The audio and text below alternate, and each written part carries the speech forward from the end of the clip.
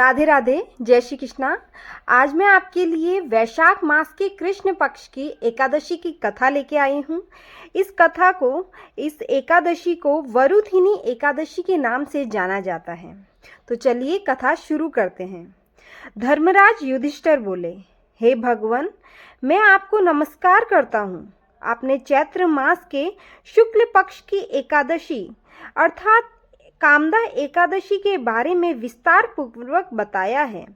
अब आप कृपा करके वैशाख कृष्ण एकादशी का नाम बताएं तथा उसकी विधि और महात्मा भी समझाएं।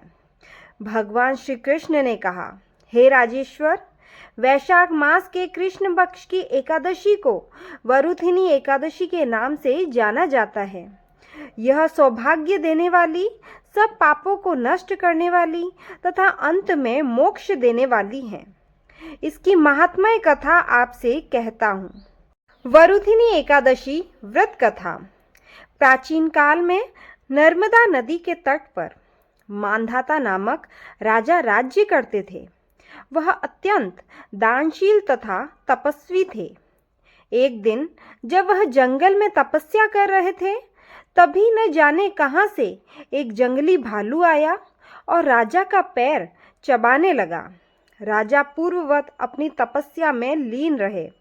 कुछ देर बाद पैर चबाते चबाते भालू राजा को घसीटकर पास के जंगल में ले गया।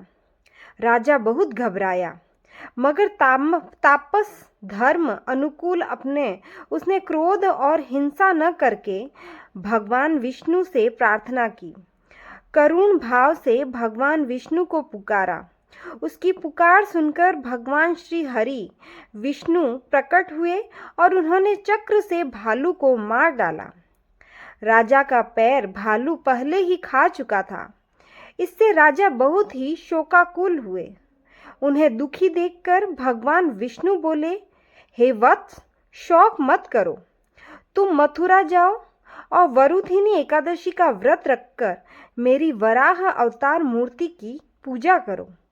उसके प्रभाव से पुनः सुदृढ़ अंगों वाले हो जाओगे। इस भालू ने तुम्हें जो काटा है, यह तुम्हारे पूर्व जन्म का अपराध था। भगवान की आज्ञा मानकर राजा मांधाता ने मथुरा जाकर श्रद्धा पूर्वक वरुथिनी एकादशी का व्रत किया। इसके प्रभाव से राजा शीघ्र ही पुनः सुंदर और संपूर्ण अंगों वाला हो गया। इसी एकादशी के प्रभाव से राजा मांधाता स्वर्ग गए थे।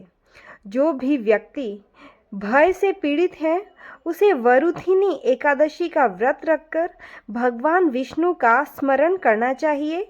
इस व्रत को करने से समस्त पापों का नाश होकर मोक्ष की प्राप्ति होती है। वरुथिनी एकादशी लोक परलोक में सौभाग्य देने वाली मानी गई है और वैशाख मास के कृष्ण पक्ष की यह एकादशी सब पापों को नष्ट करने वाली, सौभाग्य तथा अंत में मोक्ष देने वाली मानी जाती है। यदि कोई अभागिनी स्त्री इस व्रत को करता है तो उसको सौभाग्य मिलता है। यह एकादशी 10,000 वर्ष तक तप करने के बराबर फल देती है। मान्यता है कि वरुथिनी एकादशी का फल 10,000 वर्ष तक तप करने के बराबर होता है और कुरुक्षेत्र में सूर्य ग्रहण के समय एक मन स्वर्ण दान करने से जो फल प्राप्त होता है, वही फल वरुथिनी एकादशी के व्रत करने से मिलता है। वरुथिनी एकादशी के व्रत को करने से मनुष्य इस लोक में सुख भोग कर परलोक में स्वर्ग को प्राप्त होता है। और शास्त्रों में कहा गया है कि हाथी का दान घोड़े के दान से श्रेष्ठ है। हाथी के दान से भूमि दान, भूमि के दान से तिलों का दान, तिलों के दान से स्वर्ण का दान तथा स्वर्ण के दान से अन्न का दान श्रेष्ठ है। अन्न दान के बराबर कोई दान नहीं है। अन्न दान से देवता, पितर और मनुष्य तीनों तृप्त हो जाते हैं। शास्त्रों में इसको कन्यादान के बराबर माना है। वरुथिनी एकादशी के व्रत से अन्नदान तथा कन्यादान दोनों के बराबर फल मिलता है। जो मनुष्य लोभ के वश होकर कन्या का धन देते हैं, वे प्रलय काल तक नरक में वास करते हैं या उनको अगले जन्म में विलास का बिलाव का जन्म लेना पड़ता है। जो मनुष्य प्रेम एवं धन सहित कन्या का दान करते हैं, उनके पुण्य को चित्रगुप्त भी लिखने में असमर्थ हैं। उनको कन्यादान का फल मिलता है। इस एकादशी के प्रभाव से राजा मांधाता स्वर्ग मिला था उन्हें, और मान्यता है कि जो मनुष्य विधिवत इस एकादशी व्रत को करते हैं, उनको स्वर्ग लोक की प्राप्ति होती है। इसका फल गंगा स्नान के फल से भी अधिक है। इस व्रत के महात्म्य को पढ़ने से 1000 गोदान का फल मिलता है। अतः मनुष्यों को धर्म कर्म करते हुए जीवन व्यतीत करना चाहिए और पाप कर्मों से दूर रहना चाहिए तथा पापों को करने से डरना चाहिए। तो बोलिए एकादशी माता की जय। बोलो वरुथिनी एकादशी की जय। भगवान विष्णु की जय।